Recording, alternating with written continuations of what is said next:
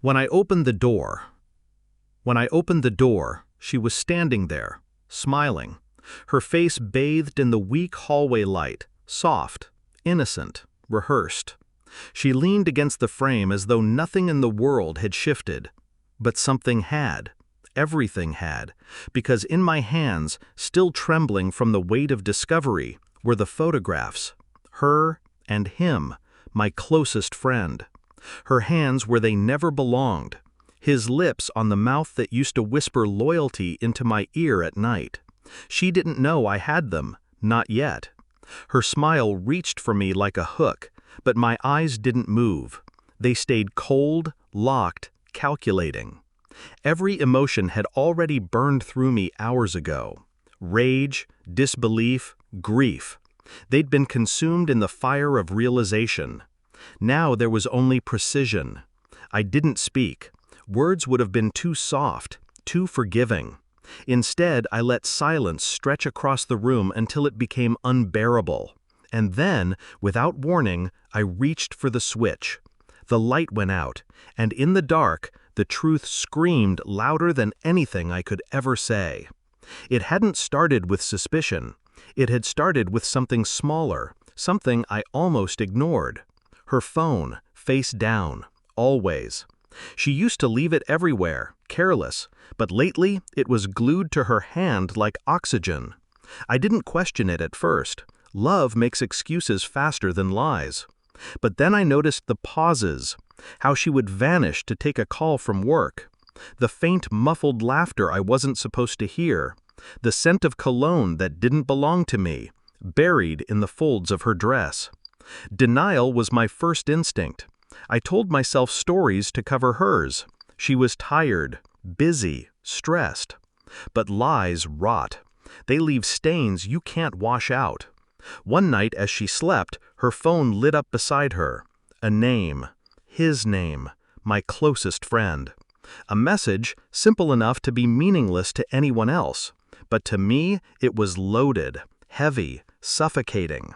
Tomorrow, same place? I remember staring at it until the letters blurred. My chest hollowed, and for a moment, I couldn't breathe. Betrayal doesn't stab. It suffocates. I didn't wake her. I didn't confront. I began to watch instead, quietly, methodically, like a surgeon preparing for an operation he already knows will kill. Suspicion became ritual. I checked bank statements, small, unremarkable withdrawals, always near the hotel district. I told her I was working late, then parked my car where she couldn't see, and followed. Her reflection in a lobby glass window, waiting. Her hand brushing against his arm like muscle memory. The two of them disappearing behind an elevator door. I didn't cry. I didn't rage. I documented. Evidence was colder than anger. I gathered pieces, receipts, phone records, dates, and times. I even paid for photographs, the ones now clutched in my hand, their smiles frozen, obscene.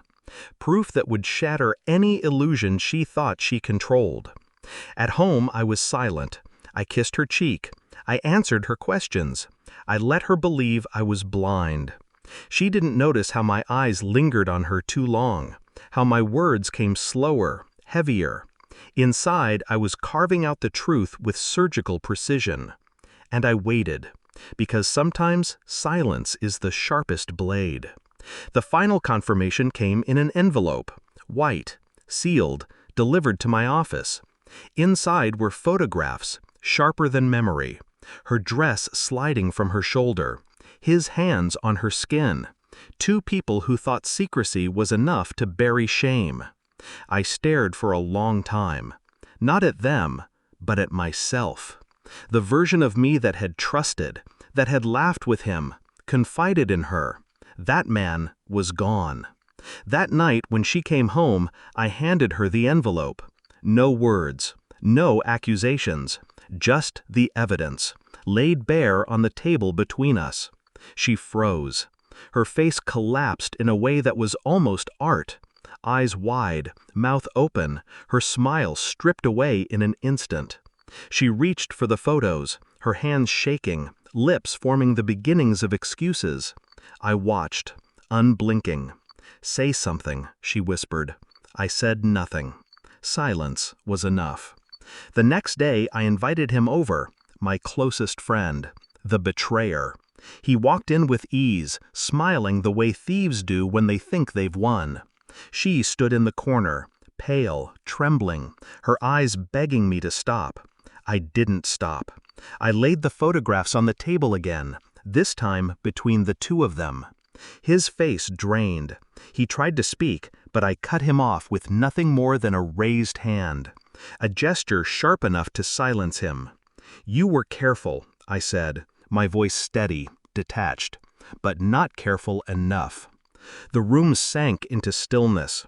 No shouting, no chaos, just the weight of exposure pressing down on them until their bodies folded into it. They looked at me like prisoners awaiting sentence. But I wasn't a judge. I wasn't executioner. I was something colder. I stood, walked to the door, and opened it. "Both of you," I said quietly, "get out." No rage, no pleading, just finality.